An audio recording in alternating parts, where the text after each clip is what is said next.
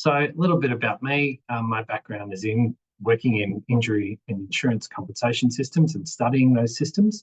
So I'm all about injury, rehabilitation, how we make the best use of the resources in order to get people's lives back on track after some sort of either road trauma or workplace injury, and spend a little bit of time in disability services as well. So the first question I always ask people about modelling, when they ask me about computational modelling, is, are you a model? Do you regard yourself as a model? And my answer to that is, well, it's a bit of a trick question, really, because I would say, yes, you are a model. So the reason why I say that is that any time that you are running any sort of scenario through your head or thinking about what you might do in the future and what the impact of that might be on your future, then you are running a model.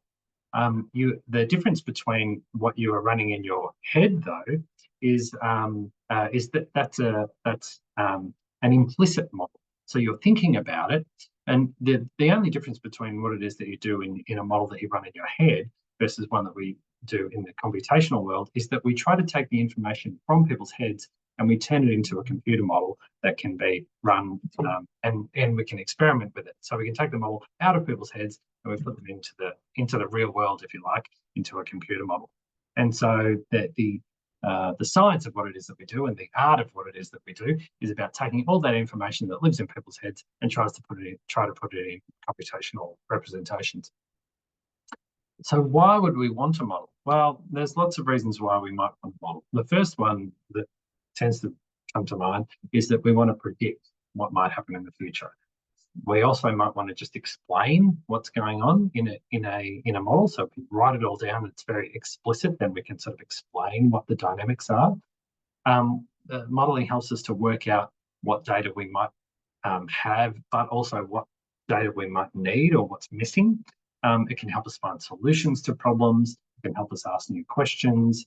We can demonstrate trade-offs. So if we do one thing over here, it's good for this, but it's bad for that. So what's the trade-off? What's the balance that we need to get? We can help to challenge existing theory. So some people might say a system works well or works badly because of this reason. Well, we can make a model of that and sort of see if that really is true or not. But we can also use these models as little flight simulators, if you like, so that we can train and educate people about the way in which systems work as well. And we need models because we're only really, we're just human. So the world is very, very complicated. The schemes, as you know, are very, very complicated. Life is very, very complicated. And models help us to put all of that information in one place so we can see it very, very clearly. None of us can really remember many more things than sort of 6 or 7 bits of information at once. And once they all start to interact, it becomes very, very difficult. So the models help us to make these explicit representations of the way in which systems work that we can test theory and test our ideas with.